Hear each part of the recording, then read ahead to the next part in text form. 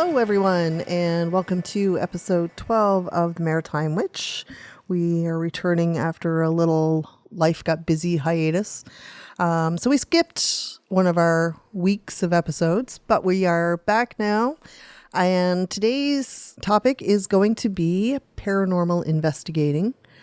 Sean and I were both members of, well, still are members, even though the team isn't active, of the Chester Area Paranormal Society, based out of Chester, Nova Scotia, known as CAPS. And we're just going to have a little discussion about paranormal investigating itself, some of the investigations that we've done, some of our findings. Sean is here, and so is his mascot, Pirate Chicken. Yeah. So where do we start? Paranormal investigating. Well, what year did we start? I'm not really sure. 2014-ish. Something like that. Somewhere's around there. At the height of, paranormal shows being on TV, paranormal investigations being very popular in the industry of television. It was a very popular genre. And we started with a team of 7. And then we dwindled down to a team of 4 and then added 2 more members. And then when we kind of stopped doing regular investigations, we were a team of 6. Life is busy. It's hard to get that many people together to, work, family, kids, school, etc., to actually make the time for investigating. That's one of the huge things with paranormal investigating is you really need to have the commitment of time. And most investigations that we did were also late in the evening for those of us who are used to going to bed early because we get up at 5:30 in the morning. It's a little bit more difficult. Okay, so summertime versus wintertime investigations. Summertime, very buggy. June is not a good month if you're absolutely petrified of June bugs, like me. I guess you go a little bit later. In the wintertime, you can go a little bit earlier because it does get dark sooner. Well, our investigations were in places that were either outside or had no heat. So in the wintertime, that gets very, very chilly. That's fun. Yeah. And you pick up a lot of teeth chattering. Yeah. Equipment. You can spend a lot. You can spend a lot. We had the basics, for a good quality investigation, voice recorders, obviously. And then you kind of have to know what you're doing. It's helpful to have a sound guy and a pirate chicken. I'm just going to have a whole lot of fun with that tonight. Thinking, yeah. When you're investigating and you've got, well, like us, 6 people, you break off into teams of 2 or teams of 3, each with a voice recorder, investigate 2-3 hours. That's a lot of recording to sit and listen to and go through to pick up stuff. So it's a lot of dedication from team members. Photography, take pictures. The important thing is that you have permission to go where you're investigating and that you also are safe where you are investigating. We will get into that with one of our investigations that we did about safety. So yeah, there's a lot of stuff. You can't go to the ghost hunting store and just get equipment. I think most of it you have to order online. You can get pretty inventive with some basics, toy cars, flour if you're going to sweep it up afterwards for footprints or asking ghosts to move things. Or make you some bread. I think we've already discussed that bread making is not my thing. So some of our most... The ones that stand out. Oh, yeah, the ones that stand out the most. So one that we did was the Butterbox babies. We had permission from the homeowners to go around the property. We did 2 locations that evening. We did the actual property of the Butterbox babies, and then we did a graveyard that we were told about. And that had to be one of the quietest investigations we did. There was not a thing. We could have heard a pin drop. The night was still. There was nothing, no photographic evidence. And for those that don't know about the Butterbox babies. Oh, well, I didn't really do the history on that. Because there's people. Sean had to throw up there's beep into this now. there's didn't he? people right now that are going. Oh Okay, yeah, we what don't. are the Butterbox Yeah. babies? Well, the Butterbox babies is very rich in our history, or not a good history, where young mothers were whisked away to a home in Eastchester who were unwantingly pregnant, and I think the story was that their babies were to be, I think some of the babies actually were adopted out, but a lot of the babies were buried on the property. Very sad. Yeah. There's a movie, there's a book. The movie was actually quite well done. On the surface, there is nothing irregular about the way things are run. Listen, you look beneath the surface. They're breaking the law. Step up your inspections. Lila and William Young pioneered the work of child welfare. How many babies do you think are dying in a dump like that? No doctor could have saved that baby either. It's almost like she wants him to die on purpose. Sometimes I think the lucky ones are those that go straight back to God's arms. A Butterbox. It's a perfectly good pine box. If they aren't perfect, or they don't have lily white skin, she doesn't want anybody seeing them. It's almost like she wants him to die on purpose. But our investigation turned up absolutely nothing. Yeah. It really did, in both places, the graveyard and the property itself. Like I said, it was a very still night. There was nothing on the voice recordings at all. Yeah, see, that's the thing. We've had lots of investigations that turned up absolutely nothing because we don't do it like what you see on TV. Yeah, we don't guarantee we're going to find a ghost. No, because it's not like that. There's a lot of science that can disprove a lot of those methods. And you're not really doing it a whole lot of justice by using a lot of those methods that can be proven wrong. You really should debunk everything that you can possibly debunk, because when you get to the point where you can't debunk it, then you might have something. Yeah. But like I always say, going on a ghost hunt and guaranteeing somebody that you're going to find a ghost is like going in the woods and saying, oh yeah, every time I'm going to find a deer. It doesn't work that way. Anyways.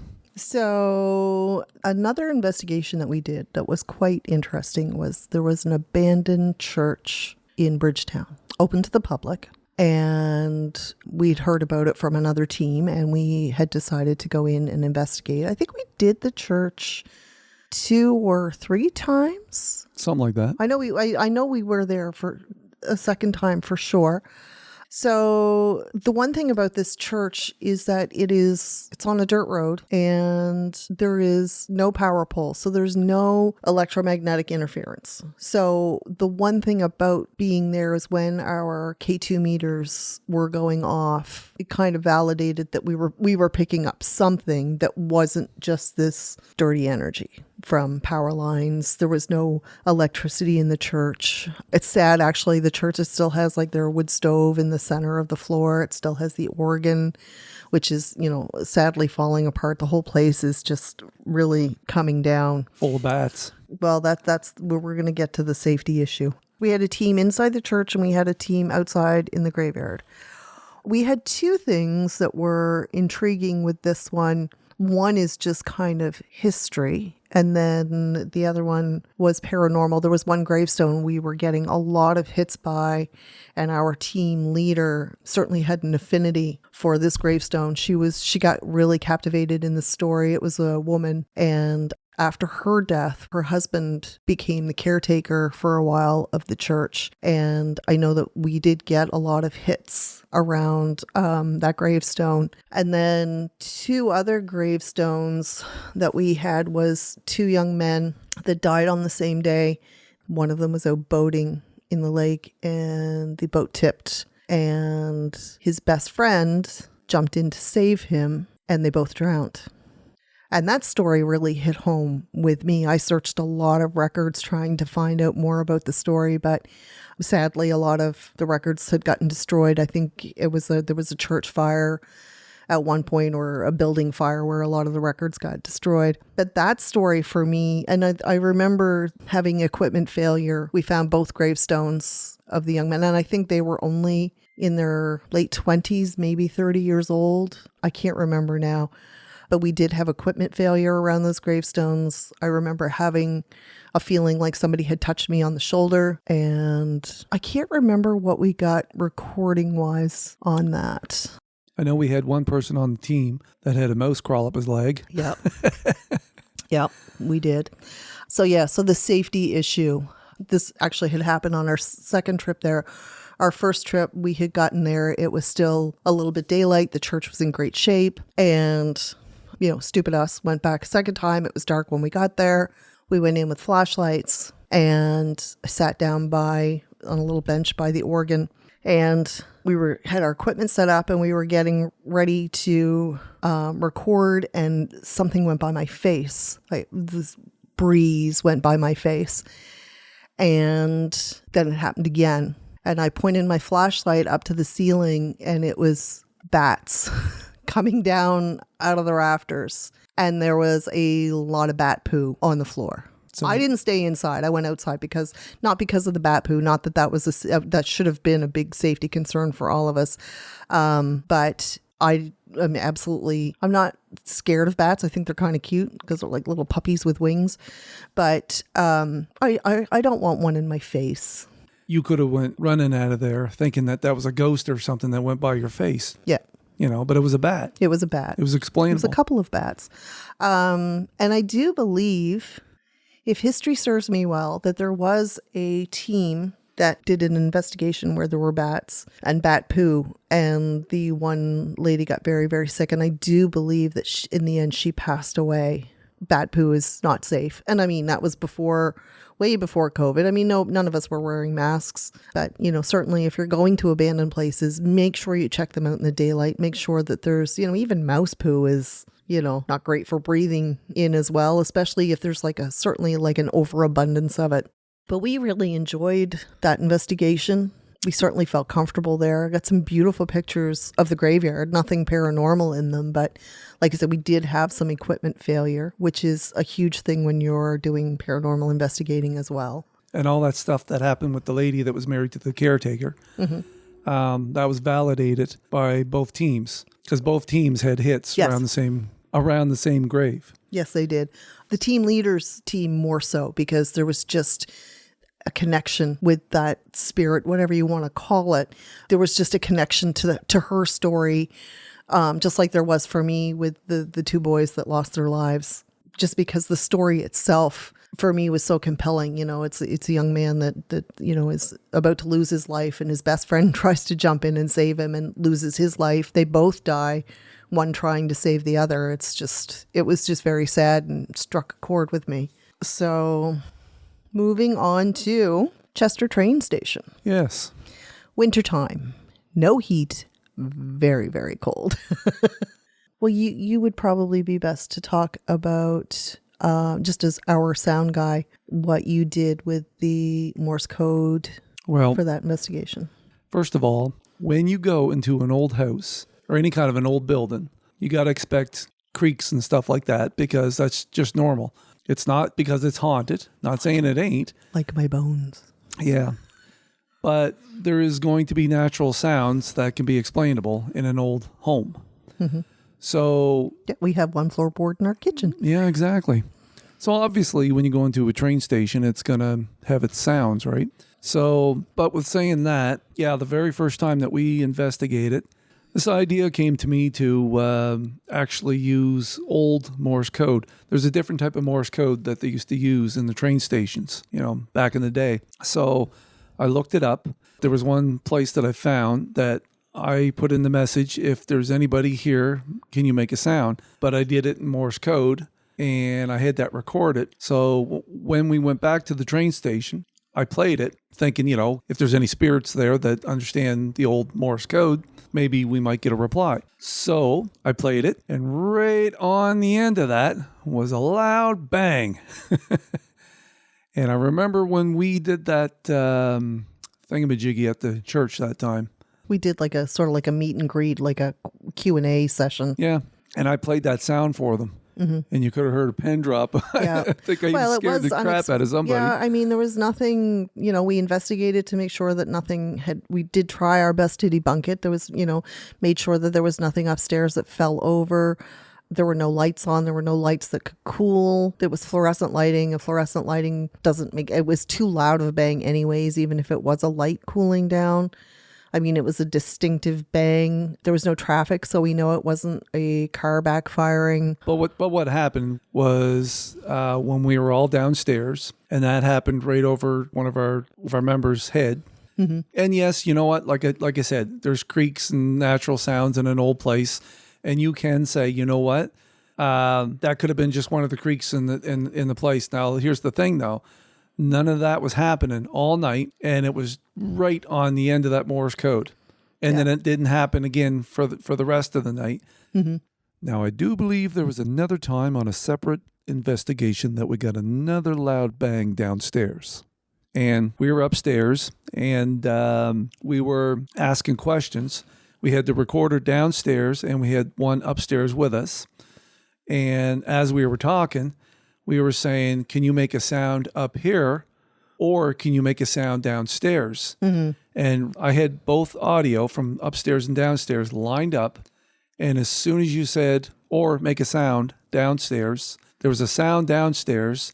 And then the audio from upstairs and downstairs didn't line up anymore. They went out of sync, and we still haven't been able to figure out why. And we've actually had other sound engineers kind of come on board, listening to it, wondering, how this kind of went out of sync, and nobody has been able to explain it. We've never been able to figure that out. It's just hasn't been explainable to this point. I know one thing that we did do, I had a laser pen at that point to do like a laser grid, and it was cool. And I remember my nose was running, and I took a Kleenex out, and the dust that came off that Kleenex, and all of a sudden there was like orbs everywhere. Like I know a lot of people in the industry that are like, oh, there's orbs, and there's a lot of moisture in the air, dust from Kleenex, dust from your clothes, dust from your hair, just dust particles, especially when you're in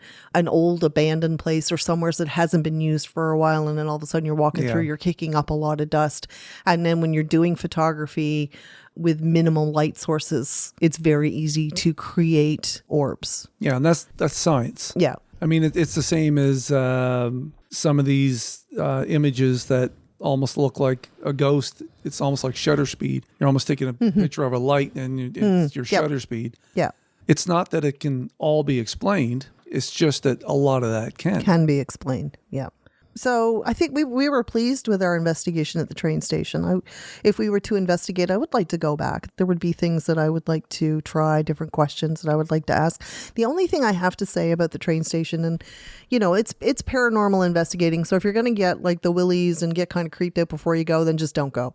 But I do have to say there was that room upstairs, and I had an uneasy feeling, and I think the uneasy feeling for me, not that there was anything that was kind of ill-fated towards us or anything demonic or anything like that, but there's just this single chair in the corner. And I think I just, growing up watching horror movies like The Changeling and, chairs moving and that sort of stuff, it just gave me an uneasy feeling. Plus the stairs were incredibly steep and narrow, which for me, even before being diagnosed with a chronic illness, was difficult to navigate for anybody. So I think that there was a discomfort level of kind of going up and down those stairs, a fear of falling, because it's dark. You're navigating through places with just a flashlight at that point. I mean, it had lighting, but of course we were investigating with the lights off. But yeah, I would definitely consider putting that back on the roster for another investigation.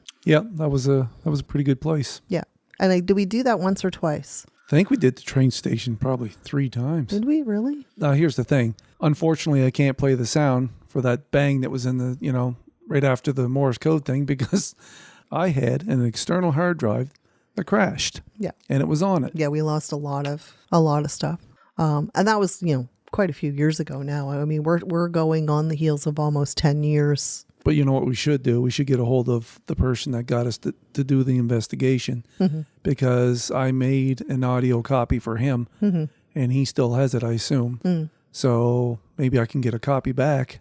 I do believe that was burned on a CD, was it not? Yeah, Oh that was a my while ago. God. Yeah, it won't be in time for this episode, but Well, it just goes to show how fast technology has moved. I mean, a True. lot of our recordings were, once we did find things, we burned everything onto a CD. Probably our most notable investigation was Oak Island.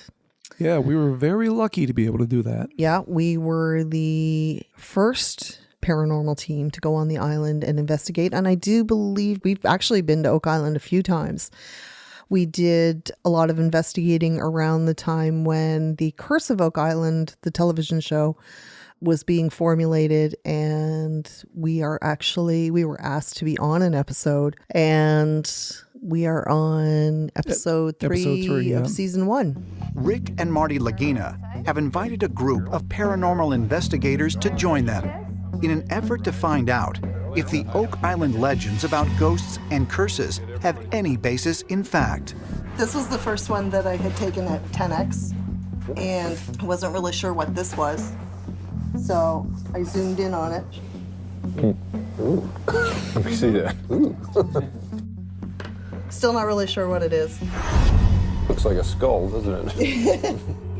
Well, let me ask you guys a question. You do this all over the place, right? Mm-hmm. Is this place different? Yeah, there's a mystery and an aura. We got a boogeyman. The investigators lead Marty, Rick, and the team to the swamp.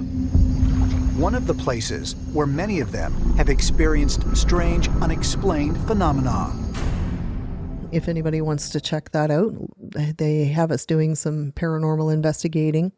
Lots of places to investigate on Oak Island the way it was. I haven't been there in quite a while, so I don't know what the face of the island looks like now. But we did the Ball Foundation. Yeah. And we also did 10X, The Money Pit, the Stone Triangle, and then Restalls. the Restalls, and like the Cove. Yeah. So yeah, there's like, when you've got a team, like we broke off into 3 teams, and we had multiple equipment failure. Walkie-talkies are a really good thing to have, especially if you're breaking off into teams. I would say that is a must.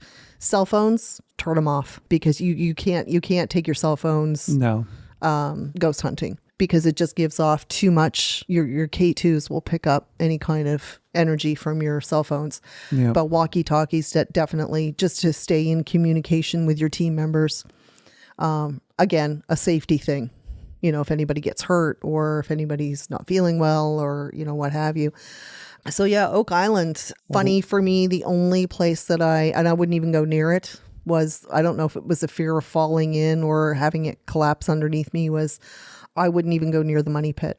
I just had an uneasy feeling. And even down at the beach, it wasn't my favorite spot to be. I really liked 10X, and I also really liked the Stone Triangle. Yeah, we had that walkie-talkie thing happen in that one time too, because we had the 3 teams, and we were down by the beach. Another team was up at 10X, and then the other team was down at the Restall by the Cove there. Mm-hmm. And we were getting a signal from the team at 10X, but we weren't getting a signal from the team at the Restalls. Mm-hmm. The team at the Restalls was hearing us and hearing 10X, and 10X was hearing both teams, but we just weren't hearing for some reason. We weren't hearing, and we came back. I think the very next night, tested it, and everything was fine. Yeah. And it wasn't like the batteries were low or anything. All that stuff is all. Yeah, we check all the equipment before we would even go out and start investigating. But things like that are normal on Oak Island. That's just that stuff happens all the time. They say that compasses. We did have a compass with us, but I mean, I'm not fluent in compass reading, so I mean that really didn't. We were just basically checking to see if the needle would kind of move on its own. I did take a picture at 10X. I love 10X. I really, really like 10X. But I did take a picture there that was featured on the show. Do I think it's anything paranormal? No, I think it's sea foam, but it actually turned out pretty cool because it looks like a skull. Looks like a skull, yeah. Yeah. And then there was the shadow. You took a picture of me, and it looks like a shadow's coming up out. Yeah. Oh, yeah. I forgot about that. Yeah. Yeah. I'm going to actually take a couple of pictures So, you know, if you see me pointing in a certain direction, please feel free to stand in the way, and you know, I'd love to capture a picture of you.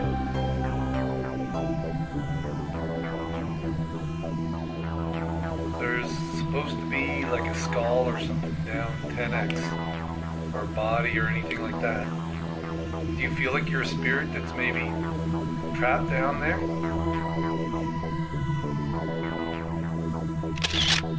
So we did get some hits at Oak Island. We did get some recordings. Like I said, if you're investigating and you're got your sound recorders and you think that you're going to converse with the spirit world like we're conversing here now, that's not how it is. You're asking basic questions. Can you make a sound?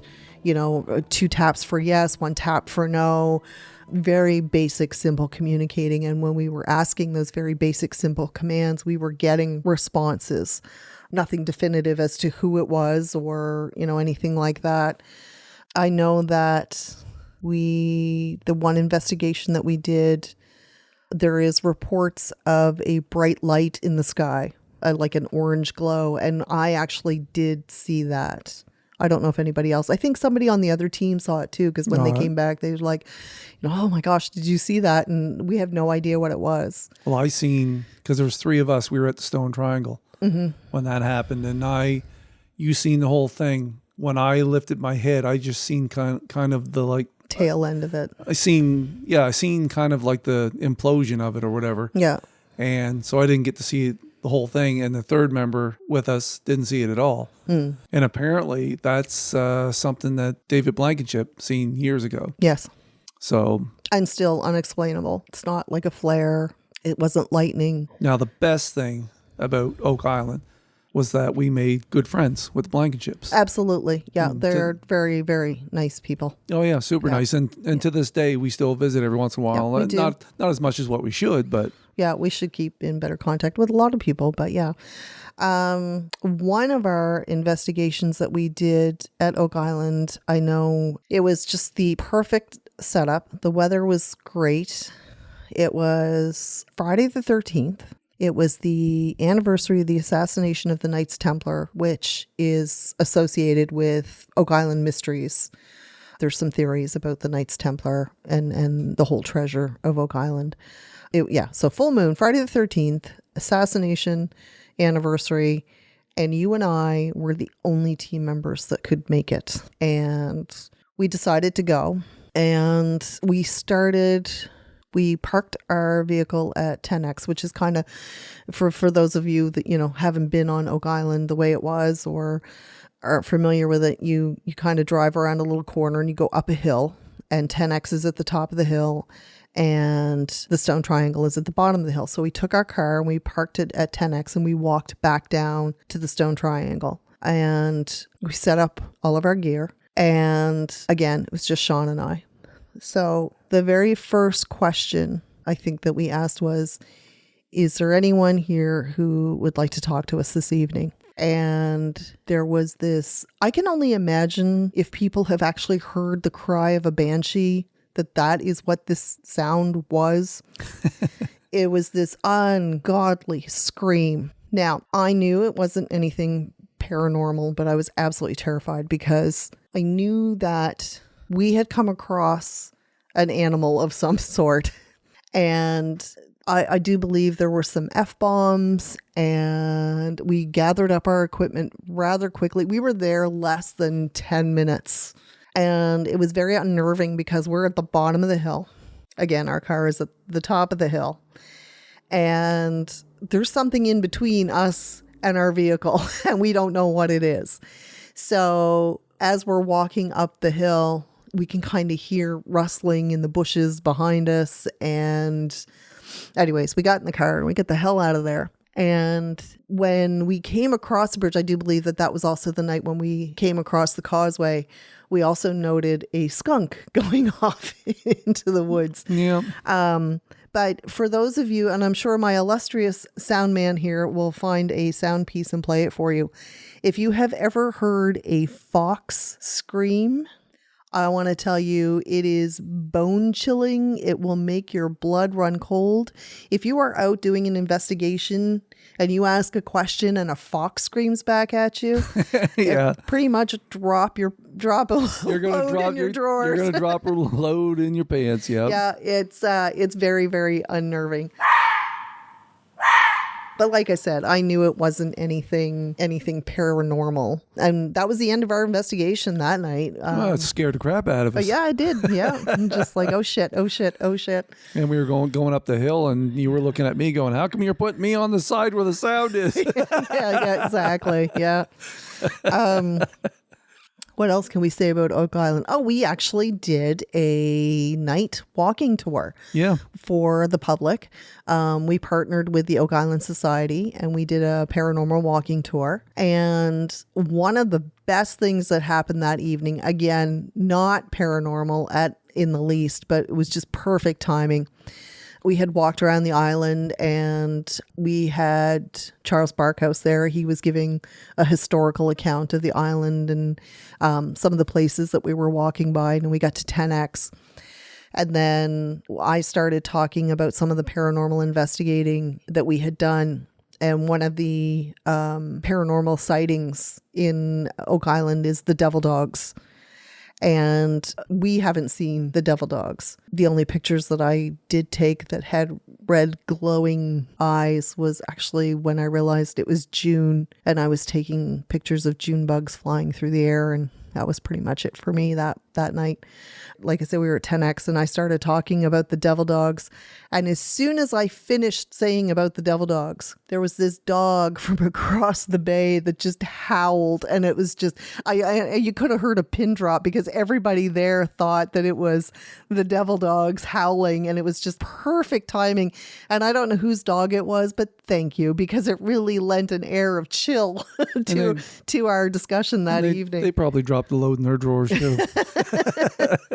Yeah, it was perfect timing, but that was a lot of fun. And I mean, we as a team kind of gained a lot of notoriety in the area. And like I said, partnering with the Oak Island Society to do a walking tour was a great thing to do. And the other two things that I remember, and I won't mention any names because we didn't get any permission from the other team members to mention their names. So, so anyways, when we were up at 10X, we were hearing a scratching sound. Now, a lot of people might think, okay, nobody's around scratching or whatever, and it's like a really weird scratching sound. But one of our team members recognized that there's actually a type of bug on a tree that does that. Mm-hmm.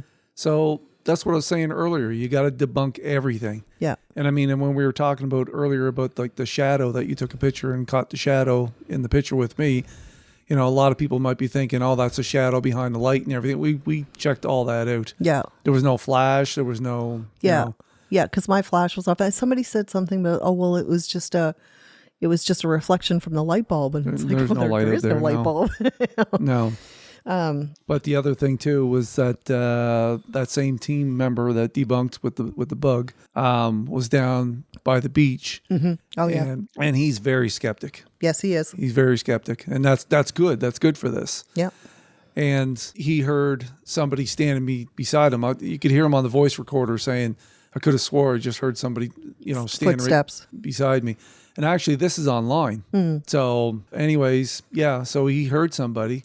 So what I did is I took the audio and I analyzed it, and at first you can't hear it, but we went over and we recreated it to know what the sound was. Like he stood where he was, and I went behind him a bit and moved around and recorded that sound. And then I went to the original and I analyzed it and I found the sound, brought it up, and it does sound like somebody's moving around behind him on the rocks. Yeah. So yeah, there were some really interesting things at Oak Island. I don't know that would be something that somewhere that I would want to revisit for an investigation. I don't know. I mean, I enjoyed our visits there, certainly. And I enjoyed our investigations there, but I think it's just been changed so much with, the investigation for treasure and the digging. And I think for me too, there's like a a safety level where there's been so much digging and A lot of holes. Yeah. a lot of holes being drilled, and I would worry about the integrity of some spots. With all of that, I'll never forget you and I sitting in the car. It was like, I think 12:30, or it might even been just right at midnight. But anyways, it was very late, and we were looking at each other and we're saying, we're over here, the team, and we're on Oak Island. It's like 12 midnight and we're on Oak Island. We got pretty well the run of this area here. But it was just so cool knowing that we were the very first team, and we're sitting in the car going, wow, this is really cool. Yeah. So another investigation moving forward that we did, and I'm not going to, I know for our listeners out there, this is going to be so incredibly vague, but because of confidentiality of, the people who asked us to do the investigation, there was a house that we investigated. It was a house that was involved in a separation, and the husband maintained ownership of the house. He passed away, so the wife then gained sole ownership. She was still on the deed, so she had gained sole ownership of the house, and she had called us in to investigate. She didn't feel comfortable there. She felt like his spirit was kind of hanging on. And this investigation for me was probably the one investigation that sent me to the point where I'm not sure if I even want to continue on. I mean, we didn't continue on. I think we did one investigation after this, but my heart really just wasn't in it. We went into the house and his presence wasn't there. We had team members that couldn't be there at the same time as us. So we started the investigation, and then they came in afterwards and started doing their investigation where we had done an investigation. And there was one room in the back, and we got a lot of hits in that room. And I had my own experience while I was at the house. And we came to find from the homeowner that there was a little girl who had been involved in some not so great activities within that house and within that room. She had later passed away at a young age. I think she was involved in a bus accident or car accident. It had nothing to do with the house. But I found that investigation very, very difficult, especially because I had my own paranormal experience while I was there. As far as his spirit, I mean, I think that he lent to the creepiness of the place for sure, but nothing from him. But we did get a lot of hits from this little girl, and our other team members went into that room and they were getting a lot of hits from this little girl. And it was just so tragically sad because when we went into the investigation, we had absolutely no idea of her presence in that home. And it wasn't until we had brought some issues forward to the homeowner that she kind of came clean with us and said, oh yeah, by the way. We were only told about him. Yeah.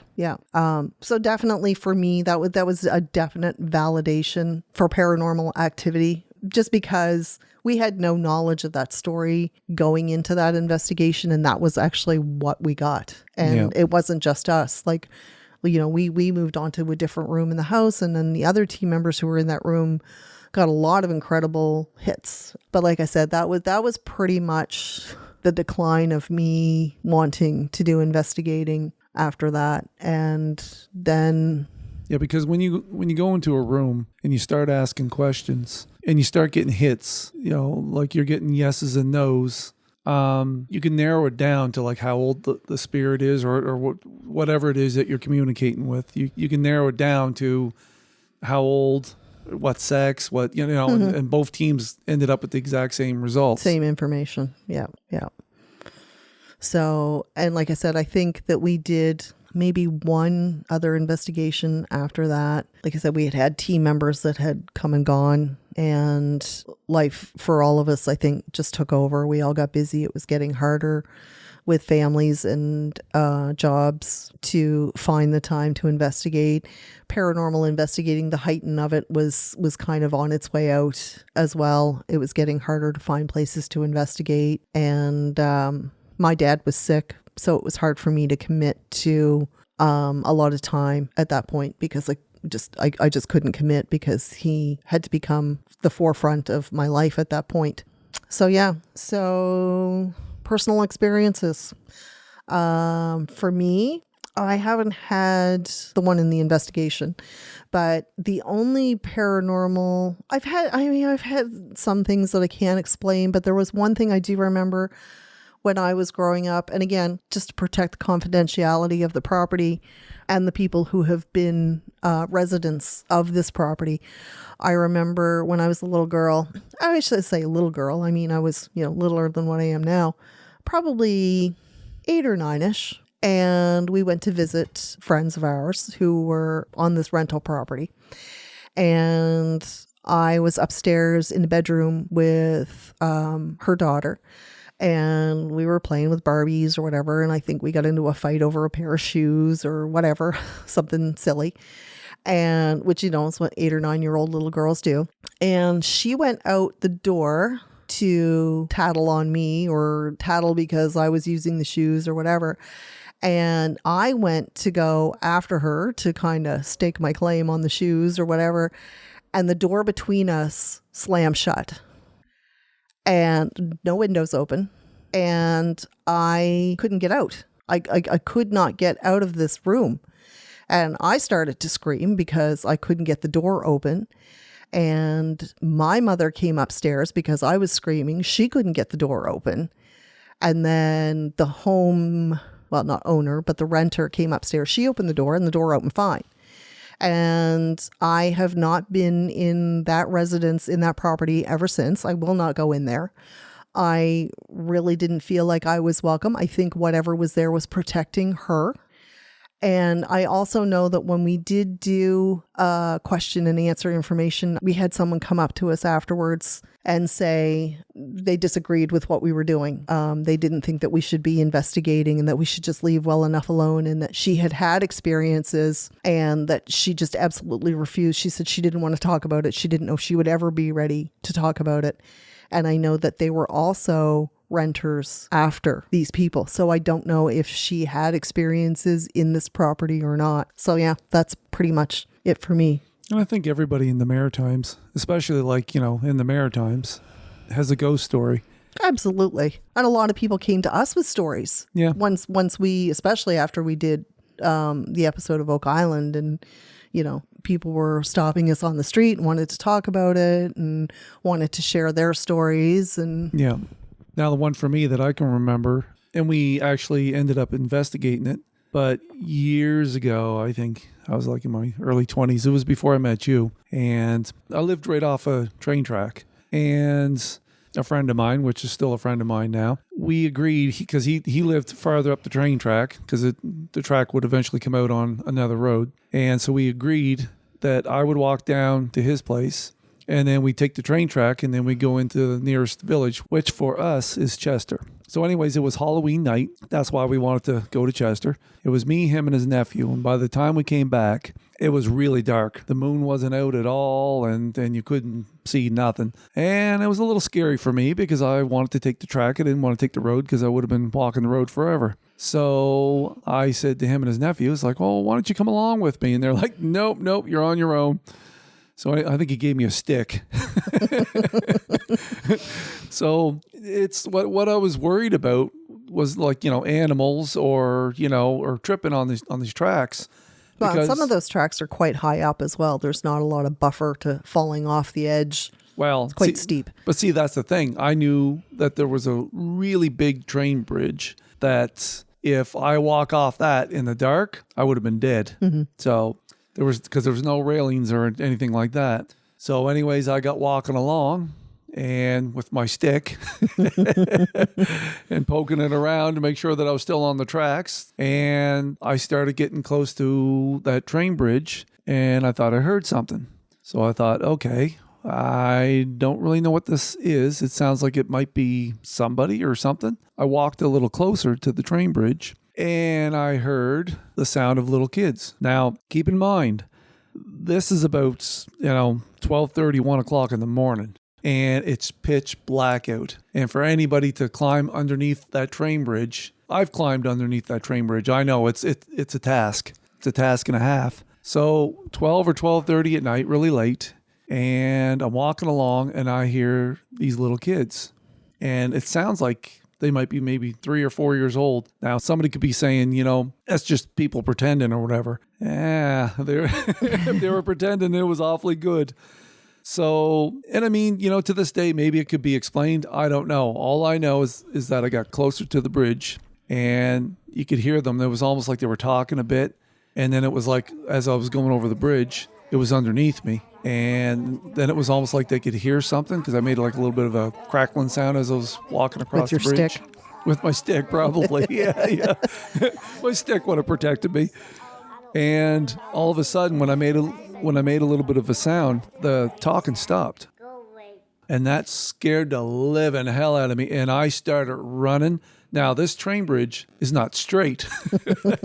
It's pitch black. And like I said before, if you go off this bridge, you're dead. It's that far up. Luckily, I made it across the bridge and I got home. And the very next day, I went back to see if there was like any wrappers, candy wrappers or anything like that to investigate it. And there was absolutely nothing. And like I said, when I mean little kids' voices, it was like little. I think we actually did an investigation there. That's what I was saying. We went back years later and we investigated it. And we got nothing. Yeah. Not a thing. Not even close. And that's like what I was saying earlier. You're not always going to get a hit. There are lots of teams that'll guarantee, oh yeah, we'll get a hit every time. It's not the way it works. No. You'll get a hit every time if you use the methods that can be proven to be false. Yeah. But, like I said, it's not dumping on people. It's just science is science. So we've done a couple of private investigations that, again, can't discuss due to confidentiality. There was nothing that really came out of them anyways, I don't think, that was like, oh my gosh, this is paranormal. Do you miss it? Yes and no. Like I said, that last investigation that we did with that little girl, that just, I don't know, that it just kind of made me want to walk away from it. I have a hard time. Like, there's places like the train station I think I would like to go back to. I'm not really sure. I think the situation would have to present itself for me to make that decision. And the other thing I did at the train station is I took in a sound of a train, like pulling up and then stopping and then moving on. And we got nothing out of that either. Yeah, I mean, it's, you're going to sit through a lot of hours of recording and get nothing. Yeah. And the little scraps that you do get that are unexplainable is just that. They're little scraps. And there's things that people don't even realize they're doing. There's certain sounds like that can all be explained. And the only way that you're going to get something that's actually real is that you debunk everything you possibly can debunk. Yeah. And I mean, even the things that we didn't debunk could probably still be debunked. Yeah, we're not saying that it's paranormal. We're just saying that we have not come up with a valid explanation as to what they were yet. Yeah. So at this point, it's kind of like a UFO. Just because you use the term UFO, it's an unidentified flying object. It doesn't mean that it's an alien. It just means that at this point it is still unidentified. And it doesn't mean that it isn't either. Exactly. So, Yeah. So I think that brings us to a close on our discussion on paranormal investigating. If you have any questions, drop us a line at themaritimewitch@gmail.com or comment on the Facebook page. And now we will move on to the botanical section of the podcast. And the time has come for plants to take back the world so rightfully ours. So today, in keeping with the poisonous plants for the creepy season, I have chosen foxglove. It is associated with the planets Saturn and Venus and the element Earth. There are 20 species. It's native to Europe. Now, the leaves are poisonous to humans, and it may be fatal if ingested. It is an ornamental plant. It has a long history of medicinal use for heart and kidney problems. It has been said that it can raise the dead and kill the living. And if you plant it in your garden, you are inviting fairies to visit. So you say it's called a foxglove? Foxglove. That's not the same fox that scared the crap out of us over It could have been the same Oak Island, fox. is it? Yeah, exactly. Okay, so now we will move on to the gemstone portion of the podcast. I wanna rock! I want to rock. The gemstone that I have chosen today is the opal. It is the birthstone for October. It is its element is air. It is a stone of happy dreams and good changes. It is a form of silica. It is known as a lucky stone. It helps develop self-confidence, creates harmony, and connects with the crown chakra. The black opal is known as the witch's stone. Ooh. I know. I don't have one. There are some zodiac signs, and I don't have them in front of me here, that say that you should not wear opal, that your birthplace within the zodiac is just not attuned to wearing opals. So now we will move on to the shout out section of the podcast. Yay!